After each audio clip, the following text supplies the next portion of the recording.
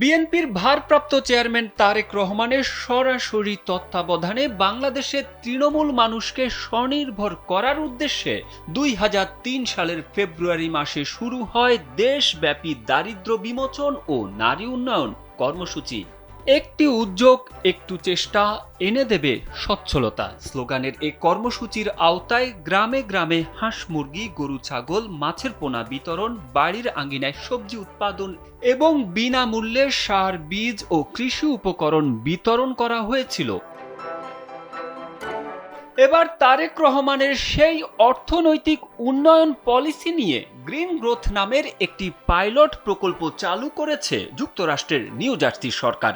একটি উদ্যোগ, একটু চেষ্টা, এনে দেবে সচ্ছলতা। জিয়াউর রহমানের ফাউন্ডেশন ZRF এর বহুল আলোচিত এই স্লোগানটিকে প্রকল্পটির মূল থিম হিসেবে রাখা হয়েছে। প্রকল্পের গাড়ি, ব্রুশিয়ার, সদস্য ফর্ম সহ সব ক্ষেত্রে স্লোগানটি ব্যবহার করা হয়।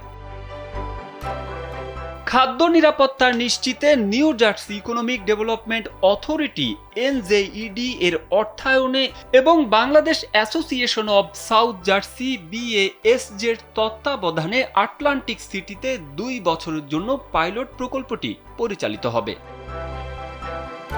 বৃহস্পতিবার সাউথ জার্সির বাংলাদেশ অ্যাসোসিয়েশন ভবনে সাংবাদিক সম্মেলনে আনুষ্ঠানিকভাবে প্রকল্প কার্যক্রম তুলে ধরা হয়। প্রথম বছরে ৩০ জন নারীকে প্রজেক্টের আওতায় বরাদ্দ দেওয়া হবে, যারা তাদের বাড়ির আঙিনা, খোলা জায়গা, বারান্দার টব, বাড়ির পেছনে সুবিধা অনুযায়ী জায়গা বেছে নিয়ে সবজি উৎপাদন করবে। পরে নিজ পরিবারের চাহিদা মিটিয়ে সিংহভাগ সবজি গ্রিন গ্রোথের মাধ্যমে বাজারে বিক্রি করবে। ফসল উৎপাদনে বিনামূল্যে সার্বিক সহযোগিতা ও সকল প্রকার সরঞ্জামাদি সরবরাহ এবং বিপণনের দায়িত্ব পালন করবে গ্রিন গ্রোথ। উৎপাদকের বাসা থেকে প্রকল্পের গাড়ি ফসল সংগ্রহ করবে। ফসলের বিক্রয় মূল্যের ৬৫% পাবে উৎপাদক এবং ৩৫% পাবে গ্রিন গ্রোথ।